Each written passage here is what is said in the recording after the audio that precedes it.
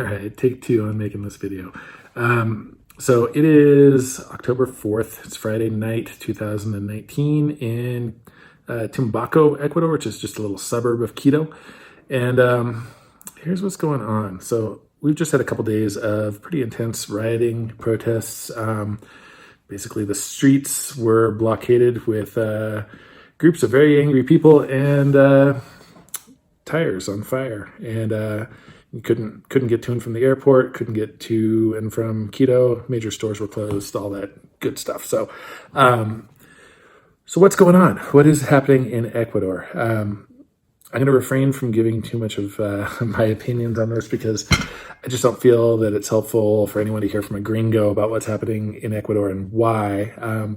But I do feel like there's kind of a lack of explanation in English, specifically for expats that live here, and even more importantly for people that are traveling through and don't have a lot of information. So the price of gasoline just went up pretty significantly. It had been subsidized for a long time, and diesel just doubled, more than doubled, and extra gasoline went up pretty significantly too, and that was the trigger. But there were protests before that happened, and people were pretty angry before that happened. And really, the cause, I think, I said I wasn't going to give opinions, but I am. The cause, I think, is just quality of life, cost of living, quality of life, and people seeing their quality of life go down a little bit. Also, a lot of distrust for the current government. So that's what's going on. But more importantly, talking to people that need to know how to get around and want to know what's happening here.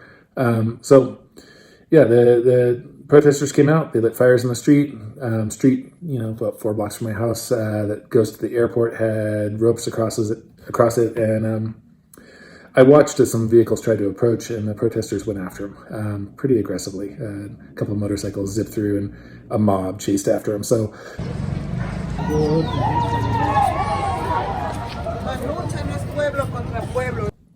if you are traveling and you feel desperate enough to try to get through one of these blockades,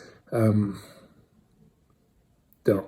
I did something similar in Colombia earlier this year. There were similar protests. I hired a motorcycle to take me through. The mood and the situation was different there.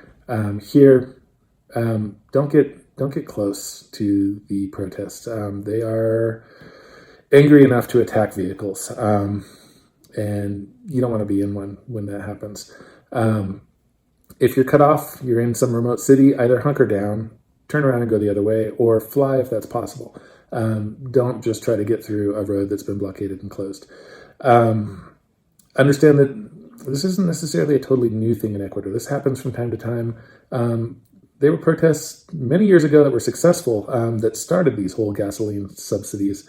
So it's part of the culture that when people are really upset, they vigorously voice their concerns. And it's maybe not a bad thing. It's like a pressure release valve for the country, that people feel that that's something that they can do. But this time the police have clamped down pretty hard. Some of this video I'm going to show you is video I've actually borrowed.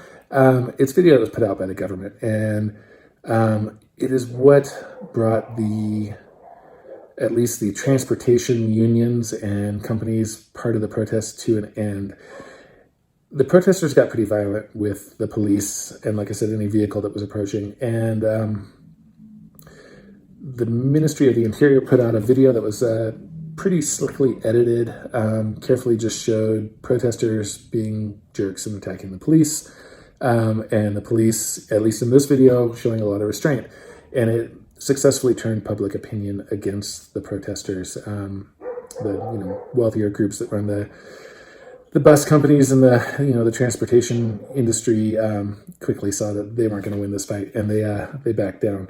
But the protests aren't over. They've just kind of come down a notch. But the indigenous groups and the student unions and a few other, working class groups are still out protesting. I think for the most part, it's not going to be a massive disruption like it was, where flights are canceled, roads are closed, and stores are closed.